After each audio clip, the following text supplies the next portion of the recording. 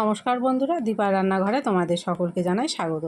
ঘরে থাকা চাল, আলু আর ডিম দিয়ে কিন্তু তোমরা এরকম সুন্দর একটা রেসিপি করে নিতে পারো খুব সহজেই। খুব চটজলদি হয়ে যায় আর ঘরে থাকা উপকরণ দিয়ে কিন্তু হয়ে যায়। তো চলো ঝটপট আজকের রেসিপিটা কিভাবে করলাম তোমাদের সাথে দেখে নিই। অবশ্যই প্রথম থেকে শেষ পর্যন্ত ভিডিওটা দেখার অনুরোধ রইল। প্রথমে এখানে একটা কড়াই বসিয়ে কড়াই দিয়ে দিচ্ছি সর্ষের তেল, তারপরে তেলের উপরে দিয়ে দিলাম লবণ আর দিয়ে দিচ্ছি একটু হলুদ গুঁড়ো। তেলটাকে একটু গরম করে নিয়েছি। এখন এখানে একটা আলুকে দেখো আমি দু টুকরো করে কেটে নিয়েছি। আলুটাকে একটু লাল করে কিন্তু ভেজে নিতে হবে। আর অবশ্যই একটু হলুদ আর লবণ দিয়ে ভাজলে দেখবে আলুর গায়ে কিন্তু খুব সুন্দর একটা রং চলে আসবে। আলুটা দেখো খুব সুন্দর লাল করে কিন্তু আমি ভাজা করে নিয়েছি। এখন তেল থেকে উঠিয়ে নিচ্ছি।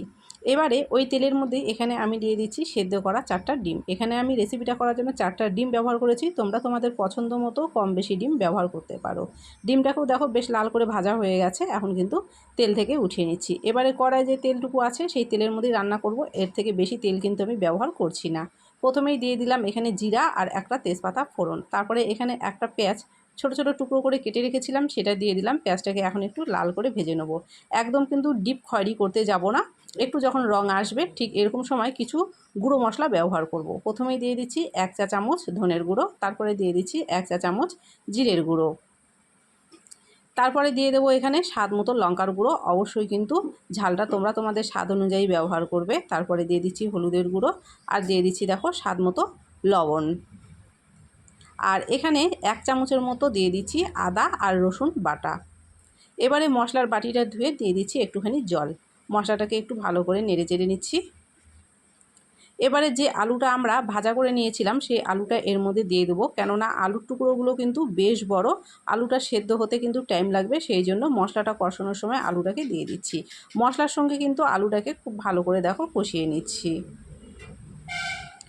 মশলাটা যখন খুব ভালো করে দেখো কষানো হয়ে যাবে তখন এরকম অবস্থায় দিয়ে দেবো চাল। এখানে আমরা ঘরে যে চালের ভাত খাই সেই চালটাই কিন্তু আমি ব্যবহার করছি। সেই চালটা এখানে ধুয়ে রেখেছিলাম। ধুয়ে রাখা চালটা এর মধ্যে দিয়ে দিলাম। এখন আলু, মশলা আর চাল খুব ভালো করে কষিয়ে নেব। এইভাবে দেখবে চালটাও কিন্তু একটু বেশ ভাজা ভাজা হয়ে যাবে।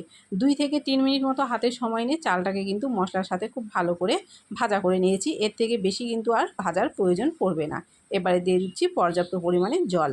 চালটা সেদ্ধ হতে লাগবে আর দেখবে এর সাথে কিন্তু আলুটাও সেদ্ধ হয়ে যাবে। আরও একটু জল এখানে প্রয়োজন আছে। জল কিন্তু দিয়ে দিলাম দেখো পরিমাপ মতো। এখন কিন্তু এর উপরে দিয়ে দেব কাঁচা লঙ্কা চেরা। এখানে আমি 4টা কাঁচা লঙ্কা চেরা দিয়ে দিলাম। এখন ঢেকে দেব। ঢেকে কিন্তু গ্যাসটাকে হাই ফ্লেমে রেখে 4 থেকে 5 মিনিট মতো ফুটিয়ে নেব। 4 থেকে 5 মিনিট মতো দেখো ফুটিয়ে নেওয়ার পরে কিন্তু ফিরে এলাম। এবারে টেস্টটাকে ব্যালেন্স করার জন্য দিয়ে দিচ্ছি কিন্তু চিনি। এখন খুব ভালো করে নেড়ে চেড়ে নিচ্ছি। এখনও কিন্তু বেশ খানিকটা জল রয়েছে। তো এরকম অবস্থায় সেদ্ধ করে রাখা ডিমগুলো কিন্তু প্রথমে দিয়ে দিচ্ছি। আবারও কিন্তু নেড়ে চেড়ে মিশিয়ে নিচ্ছি। আবারও ঢেকে দেব কিছুক্ষণের জন্য।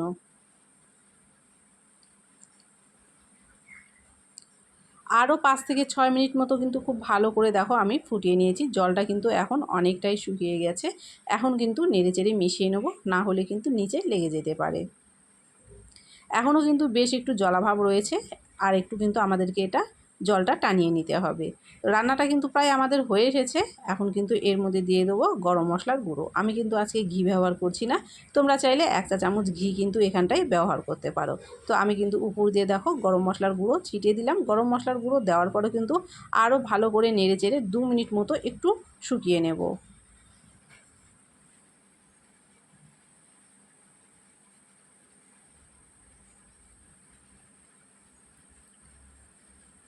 ঘরে থাকা মশলা দিয়ে আর ঘরে থাকা চাল, ডাল, আলু, ডিম দিয়ে কিন্তু তোমরা এই রেসিপিটা করে নিতে পারো।